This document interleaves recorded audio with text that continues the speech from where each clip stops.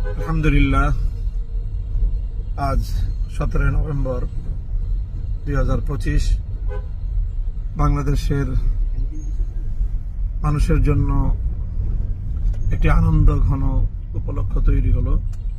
ইতিহাসের একটি অনন্য দৃষ্টান্ত স্থাপিত হলো বাংলাদেশের বিচার বিভাগে।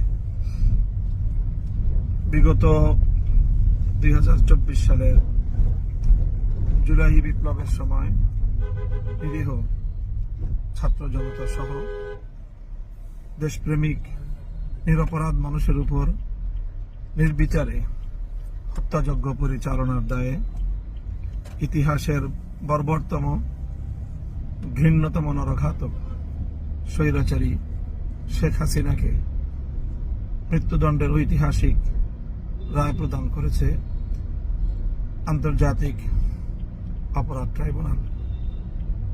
আমরা মনে করি এই বিচারের মধ্য দিয়ে প্রমাণ হলো জুলুম, অত্যাচার এবং মানুষের অধিকার হরণ করে নিস্তার পাওয়া যায় না। দাম্ভিক স্বৈরাচারী শেখ হাসিনার এই পরিণাম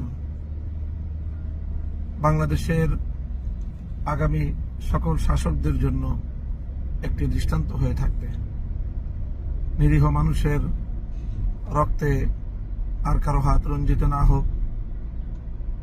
নিহত শাহাদাতপ্রাপ্ত বীর শহীদানদের আত্মার মাগফিরাত কামনা করছি।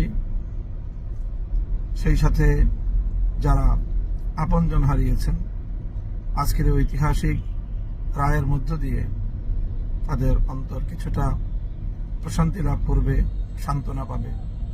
যারা জীবনের তরে পঙ্গুত্ব বরণ করেছেন, তারা একটি সান্ত্বনা নিয়ে জীবনের অবশিষ্ট সময়টুকু অতিবাহিত করতে পারবে। বাংলাদেশ ফ্যাসিবাদ মুক্ত, স্বৈরতন্ত্র মুক্ত একটি সুন্দর বাংলাদেশের দিকে এগিয়ে যাবে প্রত্যয়দীপ্ত কদমে। সেই প্রত্যাশা ব্যক্ত করছি আমরা।